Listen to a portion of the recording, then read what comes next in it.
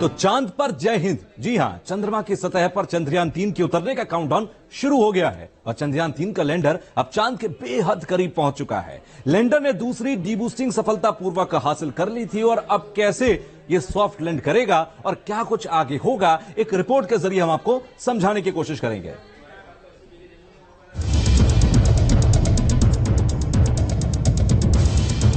चांद पर लहराएगा तिरंगा, चंद्रयान-3 की सफलता से दुनिया में बजेगा भारत का डंका। चंद्रयान-3 मिशन कामयाबी से अब चंद कदम दूर है। चांद की सतह पर विक्रम लैंडर को उतारने का काउंटडाउन शुरू हो चुका है। स्पीड कम करने के लिए दूसरी डीबूस्टिंग भी सफलतापूर्वक हासिल करने के बाद लैंडर अब चांद से सिर्फ 25 किलोमीटर दूर रह गया है।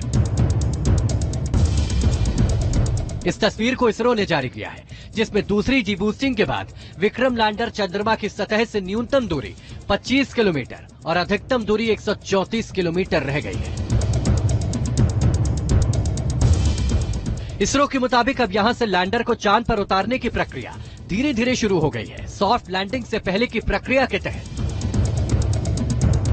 लैंडर की इंटरनल जांच की जा रही है, उसके सारे पैरामीटर चेक किए जा रहे हैं, सेंसर समेत सभी उपकरण सही से काम करें, इसकी जांच भी जारी है। जिसके बाद धीरे धीरे लैंडर की रफ्तार 1680 मीटर प्रति सेकंड से 2 मीटर प्रति सेकंड पर लाई जाएगी।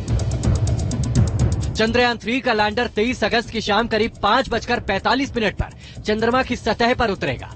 चांद की सतह पर उतरने वाले लैंडर को भी ऐसा बनाया गया है कि वो खुद ही सारी परिस्थितियों को भांपकर सॉफ्ट लैंडिंग की तैयारी कर सके। लैंडर को ये अपनी तरफ से स्वतंत्रता है कि जब वो आखिरी 150 मीटर की ऊंचाई से वो हैजर्ड को डिटेक्ट करेगा तो उस समय उसको किस तरीके से अपने आप को ग्राउंड के लिहाज से शिफ्ट करना है ताकि जो उतार हो वो सही जगह पर अधिक से अधिक प्लेन सरफेस के ऊपर हो, ताकि कोई बोल्डर बीच में इतना ऊंचा ना आ जाए कि जो परेशानी पैदा करे। वैज्ञानिकों के मुताबिक 25 किलोमीटर की ऊंचाई से चांद की सतह तक पहुंचने में विक्रम लैंडर को 15 मिनट लगेंगे और सॉफ्ट लैंडिंग के यही 15 मिनट बेहद अहम है, क्योंकि पिछले मिशन में लैंडर की इसी चरण में हाई लैंडिंग हो गई थी और रूस की लूना 25 मून मिशन भी इसी चरण में फेल हुआ है।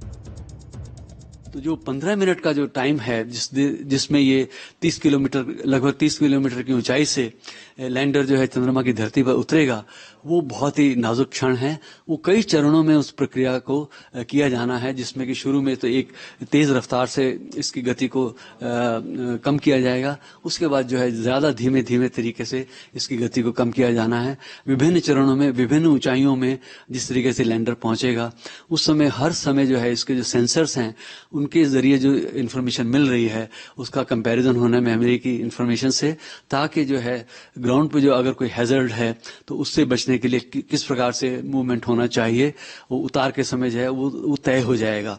तो उस तभी जो है एक निरापद उतार जो है फाइनली हमको मिलने वाली है। 23 अगस्त को चंद्रमा पर सूर्योदय होगा और दिन की रोशनी में चंद्रयान-3 चांद की सतह पर उतरेगा ताकि लैंडर के सोलर पैनल काम करते रहे। चंद्रयान-3 चंद्रमा के उस दक्षिणी ध्रुव के उस इलाके में उतर रहा है जिसे चांद का डार्क साइड भी कहा जाता है और तापमान भी यहाँ -200 डिग्री सेल्सियस तक रहता है। वो जो मेंजिनस क्रेटर कॉम्प्लेक्स है ये उसी के पास है। पहले मेंजिनस सी के पास थे हम, अब मेंजिनस यू के नजदीक हैं और जैसे भी वो लैटिट्यूड लॉन्गिट्यूड इस जगह के दिए गए हैं उसके अनुसार आप सोचिए कि जब पूरा दिन चढ़ जाएगा, जैसे भरी दोपहरी वहां की जो कि 14.5 दिन का पूरा दिन है, भरी दोपहरी में सूर्य करीब 19 डिग्री की ऊंचाई तक ही जा पाएगा, क्योंकि हम दक्षिण ध्रुव के उस इलाके में हैं जो कि करीब 70 डिग्री साउथ लैटिट्यूड के निकट है। दूसरी बात यह है कि वहां जो सुबह जो है वो एक दिन पहले हो चुकेगी और जिस समय लैंडिंग है उस समय सूर्य आकाश में करीब 8.5 डिग्री वो लैंडिंग प्लेस से अगर देखें तो उतनी ऊंचाई तक पहुंचा होगा। वो ऊंचाई जो है सफिशिएंट है ताकि लैंडर और बाद में रोवर के जो सोलर पैनल्स हैं वो ठीक से काम कर सकें और यंत्रों को ऊर्जा दें जिससे कि यंत्र जो है अपना कार्य संपन्न कर सकें।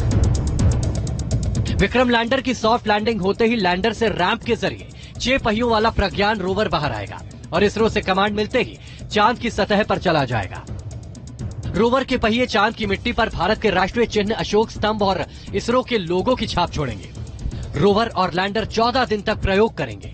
रोवर चंद्रमा की सतह से मिट्टी के सैंपल लेगा। लैंडर रोवर सतह पर पानी की खोज करेंगे। इसरो के मुताबिक रोवर से मिली जानकारी लैंडर को मिलेगी और लैंडर इन्हें प्रोपल्शन मॉड्यूल को भेजकर इसरो तक पहुंचाएगा। चंद्रयान 3 धरती से आने वाले रेडिएशंस की स्टडी करेगा। चांद की सतह पर भूकंप का भी अध्ययन करेगा। तस्वीरें और डेटा इसरो को भेजेगा।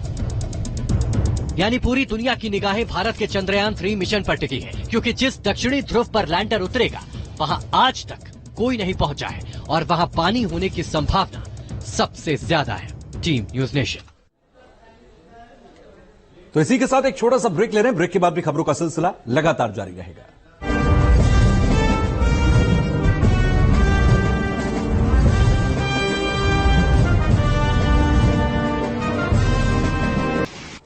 और तबाही के निशान इस तरह